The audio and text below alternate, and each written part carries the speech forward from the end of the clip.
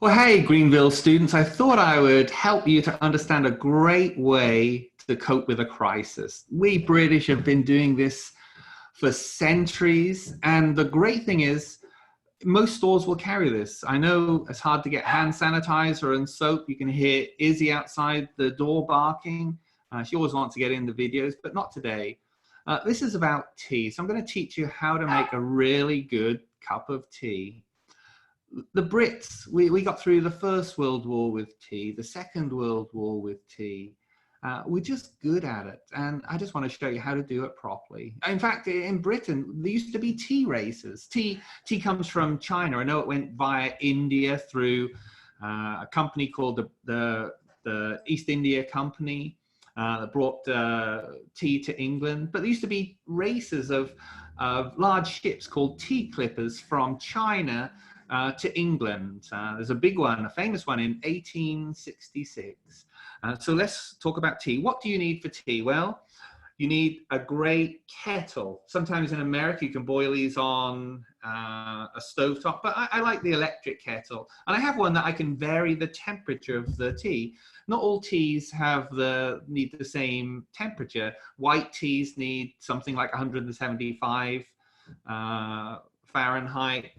All the way up to black teas, which is at boiling point. So I'm a black tea kind of guy. I like green tea. When I travel to China, it's fabulous. If I go to Japan and you see a tea ceremony, it's a different type of tea. But I grew up with black tea, so we're going to work with black tea.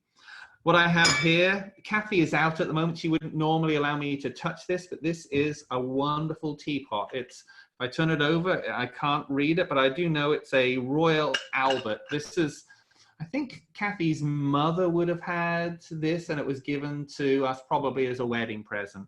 And I have two beautiful little teacups, and one of these is going to be for me and one of these is going to be for you. So I want you to come and join me here in the President's house.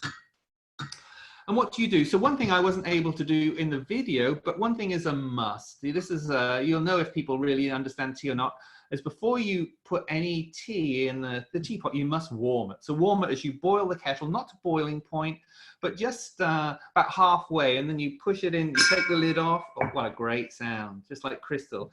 You pour it in the teapot and you swirl it around to get the teapot nice and warm. Why do you do that? It's because if you put boiling water into something delicate, it could crack it. And so you want to warm it first of all, and then you just pour it out, and then you're ready.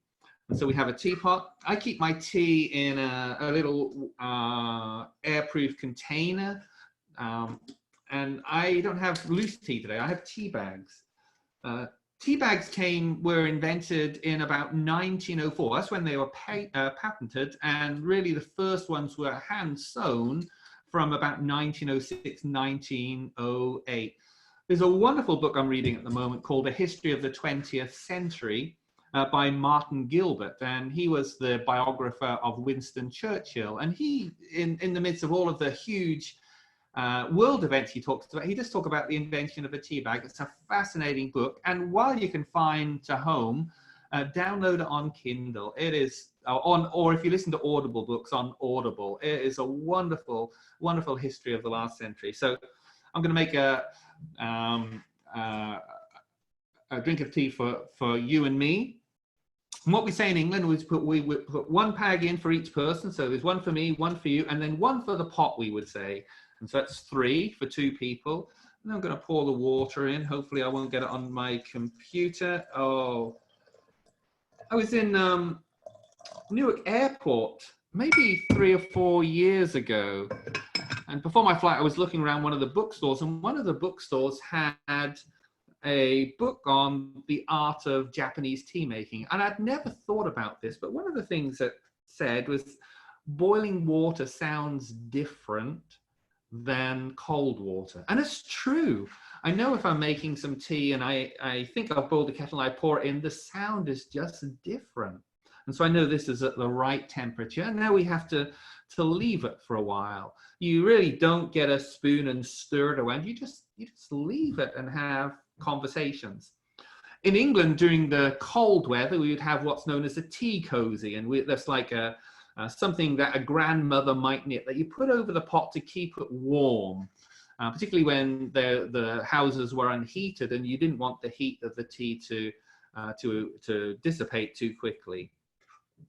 Now, people take tea differently. Some people take it black. I remember one of my favorite cups of tea was in Bombay, in India, in Mumbai, in India. I was in a hotel. It was a hot afternoon. My guests had not come, and I had this wonderful drink of Darjeeling tea, and I remember it so clearly. And it was just served on a tray, and I was just able just to eat it. So it's wonderful. I'm just telling you all of that while we're allowing the tea to seep and to become quite good. So normally I might let this sit for 5 minutes, but I don't have 5 minutes of things to tell you, and you don't want to listen to me for 5 minutes. So I'm going to pour it. I like a little milk in, and in England, you'd always put the milk in before you pour the tea in. Would you like milk too? Okay, thank you. I'll put a little bit of milk in for you. And then we pour it. Now, when you pour it, two things to remember. Most teapots has a little hole on the top, and you need to make sure that doesn't pour forwards in case tea comes on your hand. And you should always hold the lid just in case it comes off. So now you won't be able to see this, but I'll hold this up, and hopefully I'm not holding the lid. Oh, it's wobbling, but you see this gorgeous tea coming out. And I'm going to put this down because I do need to hold the lid. Otherwise, I will be in trouble big time. And let me pour yours. Just come over here. Oh, that's going into a cup there, not into the floor. And these are Gold Dream cups. These would only be used for special occasions. Of course, having tea with you is a special occasion. In most British houses, you'd have everyday cups, and then cups that you might use on a Sunday. And so these would be, or at best occasions, these are certainly Sunday cups and saucers. So let me try it. Oh, it's good. You'll like yours in a minute.